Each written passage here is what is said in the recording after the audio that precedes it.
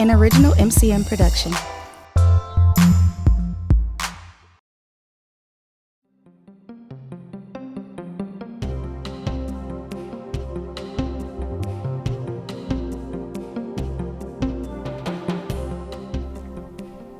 Hello, my name is Martha Love, and this is MATA Community Media, and we're having our 2016 election interviews today.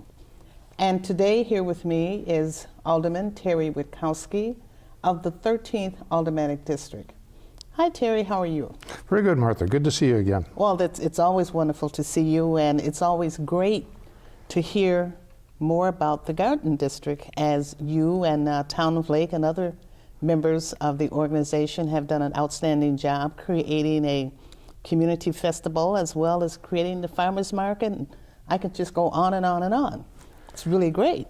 Thank you. Thank you. It's been an interesting journey. We've had a lot of people step forward.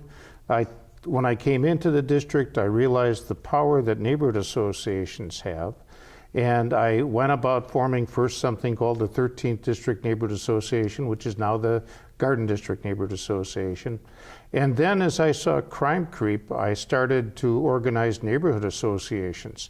I had a meeting with the Block Watch in the 3400 block of South 19th Street one week, and we addressed problems. About a month later, I met with the Block Watch in the 3300 block of 19th.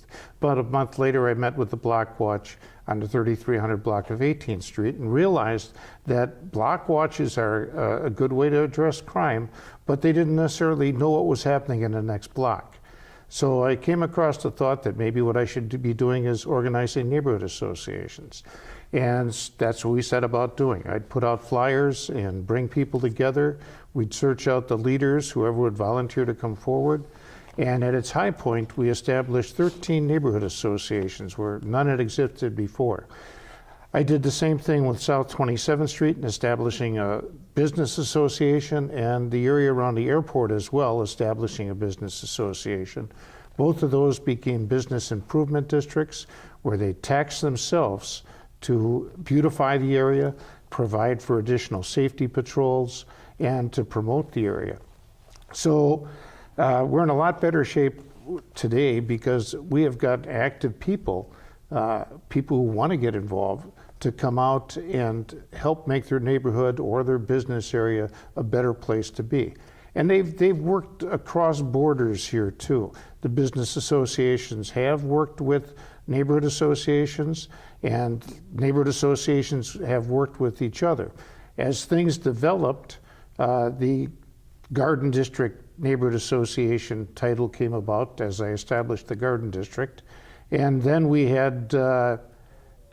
decided, well, that would be, since that one became a 501c3, that would be a good thing to organize the other ones, or make it the umbrella group, so they would be able to help all the smaller neighborhood associations that didn't have that charitable donation status. So they have been working together. And you know, Terry, it is really wonderful to see, because I tell everybody that's going to, if they're going to create any major projects in the 13th Aldermanic District, they most certainly should see you, because you do have all of the active neighborhood association groups, as well as a lot of seniors that have that live at the one place up on is it 13th and Layton? 13th and Howard. Yeah. 13th and Howard. That's right. I keep forgetting that. I always want to have that as the Islamic Center. Oh, okay. What is it? The Islamic Society of Milwaukee. Right. That's 13th and Layton. 13th and Layton. Right. Yes. Well, it's really, really great, and we're so happy that you did bring us a video of the 13th Aldermanic District and all of the wonderful things with you being the alderman in the district. And by the way, you're running for re-election, correct? Funny you should mention it. Yeah, it's. I've been the alderman of the area for 12 years. I grew up in this district and lived within a block or two of it or inside of it all my life, all my adult life.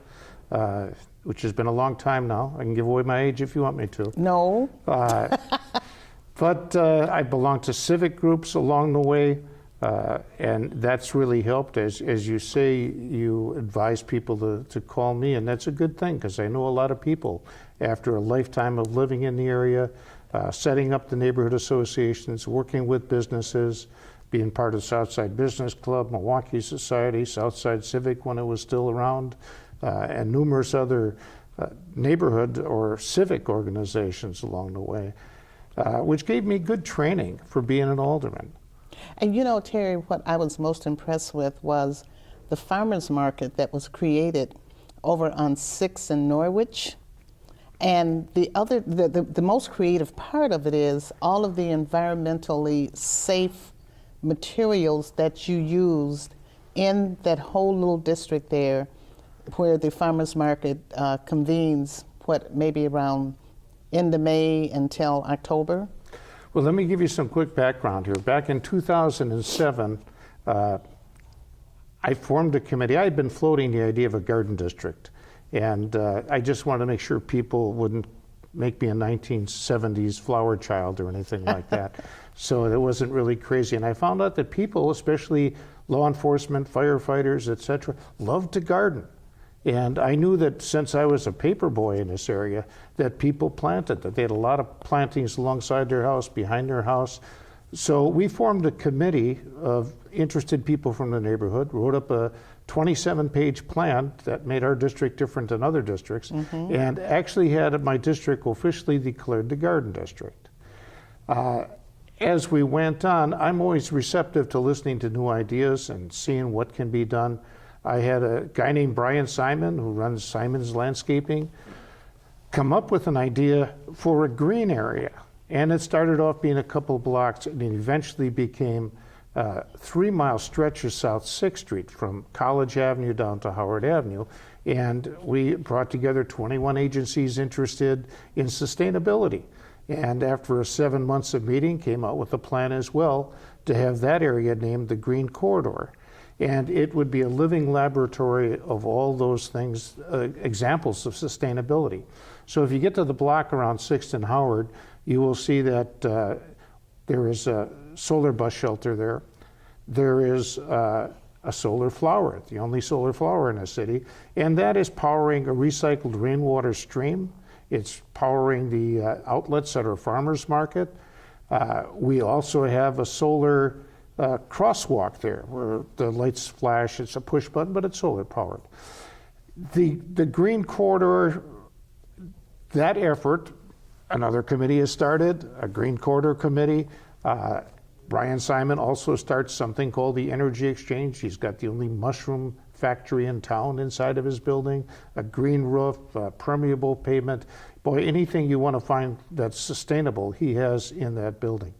But this is carrying it out now for a 3-mile stretch. So we wind up with bioswales for 2 miles on the street. Bioswales are those flowered, depressed beds that are actually filtering water before it goes back to creeks and basically cleansing it from all the debris from the roadway and oil and things like that. We have got 13,000 rain garden plants in gardens at Holler Park that the neighbors at Holler Park got together with the city grant and made things happen. So it's examples like that. General Mills has permeable pavers in their parking lot, so the water in their parking lot gets cleansed before it goes in. Again, it's a bioswale, but different. There's a couple of places with green roofs. There's the Islamic Center on 13th Street. 13th and Layton, it's part of the Green Corridor. We call it a corridor because it stretches to Howell and to Layton, but 6th Street's the main spot. The Holler Park Neighborhood Association has done numerous plantings there. You mentioned the farmers market. So Holler Park is on 6th and, what is that street down there? Holler Park. Oh, Holler Park is just off Edgerton. 6th right. and Edgerton. Right. You mentioned the farmers market. The farmers market is made out of basically fly ash, which is normally thrown into a dump, but those are bricks made from fly ash. They're stronger than regular bricks. The water that falls in the farmers market all flows to a Spancrete driveway. It was actually made in a factory, came out piece by piece, lowered in by a crane. Underneath, there's holding tanks for water. And that's the water that's providing the water for the recycled rainwater stream. Everybody wonders where the creek came from. Right. That's it. It's there. And that solar flower is providing the power. Across the street, we have a parking lot now, which is actually an urban orchard on either side. Right. Some 80 fruits and vegetables, or fruits and nut trees, rather. And that is made of permeable brick pavers. The water passes through it, gets cleansed as it goes down, flowing to the south end, and is pumped back up to water the trees. And it also serves as our parking lot. So it's rainwater harvesting. We have bees on that lot, a little free library. We have the community gardens that are also run by volunteers, the farmers market, a rummage sale, national night out. We have an art committee now, public art committee, that also has an art market there. We worked with UW Extension to establish another 3 blocks on the other side of Howard as gardens as well. So the UW Extension now has a facility there, as does, there's an Indian wellness garden on that block. So a lot of innovation going on, and a lot of examples of sustainability for those 3 miles. And that's really interesting that, excuse me, all of this work is done by volunteers, except for a lot of the stuff that Simon's, had to hire some people to kind of install. Yes, and it's been volunteers to run it. It's been volunteers that sought grants to make it happen. This is not a ton of city money. It's not your tax dollar being flittered away by putting flowers in there. These have been grants, these have been donations, and I'm very proud of what the community has been able to come together to do. And I think my role has been to bring people together and provide that positive attitude to reinforce what they want to do and help them get it done. And I will compliment County Supervisor Haas, who is the current county supervisor, and former county supervisor Chris Larson, who was, that's county land that we're using. So he was the one that made that possible, and Supervisor Haas has helped smooth things through the county to get other things done along that strip. Well, it's really, really good that that whole green corridor is there.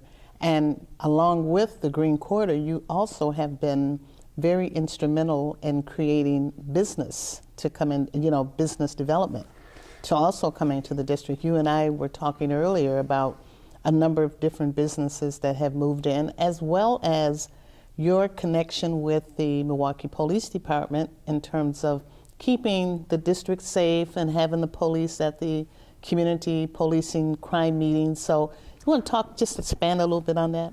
Well, I'll mention that the South 27th Street, I did work with the mayor in Greenfield to establish business improvement districts there.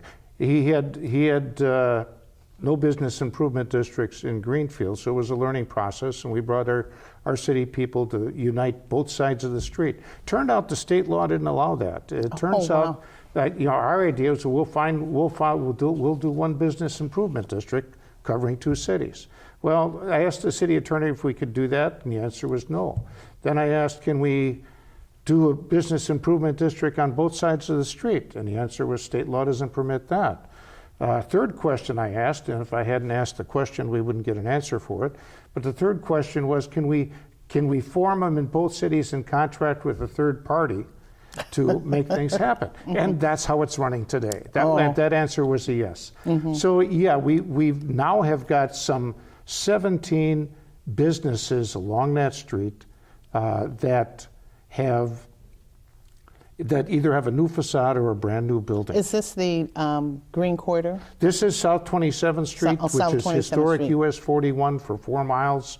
That was Mayor Knightsky's idea. We both had it declared by our cities, and that's what it's officially known as now. And you know what, Terry, I forgot to ask you the district boundaries so that people understand when you go from 6th Street to 27th Street. Right, I basically have the city limits south from 27th Street over to the end of the airport, the east end of the airport, over to Whitnell Avenue, down to Howard Avenue, over to Holt, over to Morgan Avenue, down to 15th Street, over to the 2700 block of South 15th Place, Wow. or 15th Street, so the railroad tracks, over to 27th Street, and then back down again, so to College. So we're the southmost district where the growing season is longer, I always say. Yeah, you know, right. So, that's why we're the garden district. But yeah, we've had the freeway, the Mitchell interchange rebuilt, and as part of that, there was one ramp that we would have had to knock down 88 homes to accommodate. It dropped off 1,500 of the 16,000 cars a day that were dropped off ramps at 27th Street. And the mayor and I both fought losing 88 homes there. And you sure did. And hey, you were on the receiving end. What that would have done was knock out homes with their backyard to the freeway, and now people would be looking at the freeway from their picture window. Right. Instead, we asked the state proposed that they put signage on the freeway to have people get off at Layton. Right. That was a move, by the way, where people would have to cross 3 lanes of traffic to get off. So it was a high accident location as well. In the process, the businesses got angry about losing a ramp. I asked the state, can you do some streetscaping on 27th Street, which is why you now have that. The Business Improvement District got formed because the county said, well, the county maintained it. They said, we won't cut grass if there's something in a way. Right. So how do you beautify? We get the businesses to join together and pay for cutting the grass. And that was the main reason that we got the 27th Street group together. Around the airport, Layton Avenue has also been beautified by the Gateway to Milwaukee. Right. There's been a lot of new development, new businesses along Layton Avenue, a lot of renewal. When I came in, I thought my area of the city looks the same as it did when I was a kid. And since I worked citywide for the city of Milwaukee for 31 years, I knew that the rest of the city didn't stand still like our area did. Right. So renewal was on my agenda, and it still is. And we've upgraded the area. The city recently, we have a lot of problems in the city. One of them is the recent effort to get rid of the residency rule. Well, my area is full of police, fire, and municipal employees and school teachers. And if the residency rule is lifted, which is in court right now, I want to make sure that those homes don't stay vacant. So I'm building a district, tying all these things together, historic US 41, the Gateway to Milwaukee, the Green Corridor, the Garden District, all the neighborhood associations, Public Art Committee, a history committee was just formed, trying to bring up the quality of life in the district and the appearance. And by the way, 1 in 4 homes just got awards for their plantings in front of their house this year. That's so wonderful. It's not grass anymore out there, not all grass. And what I've tried to do in a newsletter, I prepared a piece that showed all the good things about the Garden District, just as a promotional piece. So From Terry, there- in your video, do you have all of this kind of stuff in there? That's where I was going. Yep. Okay, great. All of this stuff, the video comes off this piece. And if a picture is worth 1,000 words, this 3.5-minute video tells you more than I can tell you about the Garden District and And you everything know, out there. Terry, that's great. We're going to show that video. Hi, I'm Alderman Terry Witkowski. I represent Milwaukee's 13th Aldermanic District, better known as the Garden District. I'd like to welcome you to my website, where you'll find a wealth of information about the Garden District and how it's a wonderful place to live, work, shop, and play. It's an area where I've been able to enlist the help of many residents and business owners to keep improving the area through forming neighborhood associations, business associations, and project committees. In 2007, I formed a resident committee to tap into our long history of gardening to develop a plan that resulted in the Common Council approving this as Milwaukee's Garden District in 2008. We provide arriving Milwaukee visitors with their first impression of the city from the airport, the Amtrak station, I-94, I-43, I-894, and Wisconsin Highways 38 and 241. The Garden District title provides a positive image and identity for the district, and as people garden, has neighbors meeting neighbors. Our district provides many unique opportunities for residents, businesses, and visitors who want to enjoy Milwaukee's South Side. The Garden District features family-friendly neighborhoods, affordable homes, and plenty of space to grow in your own garden. Within walking distance are many of Milwaukee's award-winning quality schools, which provide their students with a stimulating environment to learn and flourish. There are numerous volunteer opportunities in neighborhood associations, the Garden District Neighborhood Association committees, and Green Corridor, working to improve and keep this a great place to live. Job opportunities in the Garden District are blooming, with estimates of 12,000 jobs along South 27th Street, now officially branded Historic Route US 41 by the Common Council. At 4 miles in length, this is the city's longest and healthiest commercial corridor, and new businesses are still being built there. There are at least 10,000 jobs in the Gateway to Milwaukee area. These include medical offices, Mitchell International Airport, transportation logistic companies, hotels and restaurants. The area is home to the second largest hospitality area in the Milwaukee region. But we aren't all work and no play here in the Garden District. There are many great parks where you can relax and have fun, from the spacious Wilson Park to smaller parks like Howard, Cooper, Saveland, and Copernicus. In 2011, the Garden District became home to the city's first green corridor, located on South 6th Street from Howard to College. This cutting-edge technology showcase features some of Milwaukee's foremost green technology and environmental innovations. And it is Milwaukee's living laboratory for sustainability. As Milwaukee's transportation hub, the Garden District is home to Mitchell International and an Amtrak station, and has a reputation for providing an inviting, high-quality, and low-stress traveler experience. It's my pleasure to represent this wonderful blossoming district. If I can help you with any issue in the 13th District, don't hesitate to contact me by email, phone, or by letter. Thanks for visiting my website, and don't forget to come and check out all the great things the Garden District has to offer. You're running for re-election. You're the alderman of the 13th Aldermanic District, and we certainly appreciate having you come and be a part of this interview, because the residents in your area really need to know what it is you're doing, because this particular program will play over and over and over. And Terry, it's been great working with you in the 13th Aldermanic District, and also my brother Percy. It's really Yes, great. He's yes. on the Garden District Board. He's a volunteer as well. Right, right. And both of us have volunteered over in your district for a long time, and we appreciate the opportunity. So Terry, you want to be brief and just give us a few parting words? Well, I think the big thing you can say about me is that I care. I care about this area. It's an area that I grew up in. I've worked citywide, and therefore I care about the whole city and the health of the whole city. You can look and dimly say that we're city's going downhill. I don't think so. I think that we have problems. We address them one at a time.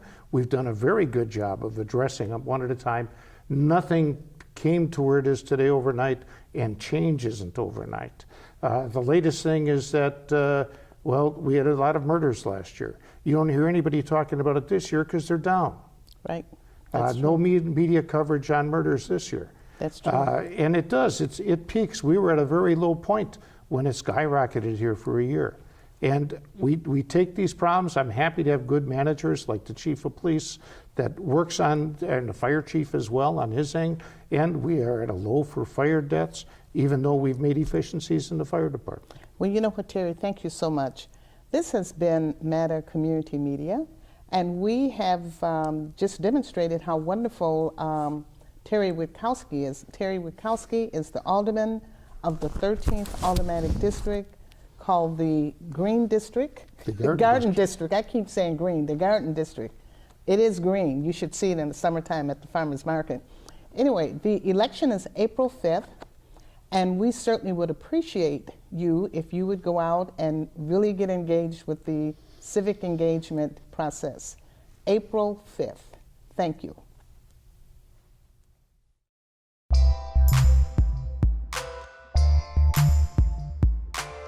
An MCM production.